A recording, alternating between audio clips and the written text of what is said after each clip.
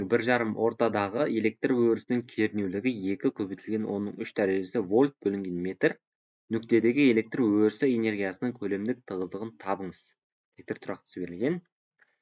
Бұл жерде электр энергиясының көлемдік тығыздығының формуласы, яғни омега тең болады диэлектрлік өтімділік электрлік тұрақтысы көбейтілген.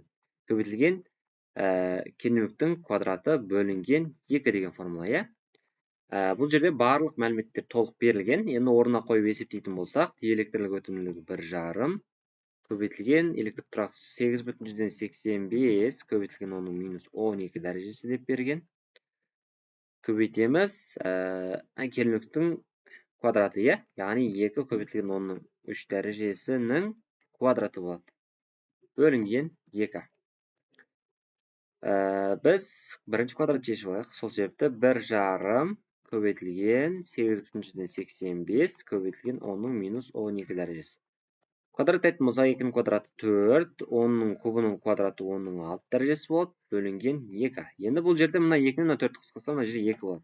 2-мен мына 1,5 көбейтсем 3 болады, 3 көбейтілген 8,85 көбейтілген 10-ның, мына 10-ның минус 12 дәрежесімен мына 6 дәреже, 10-ның 6 дәрежесі қысқарады, минус 6 дәреже қалады. Яғни 10-ның минус 6 дәрежесі болады.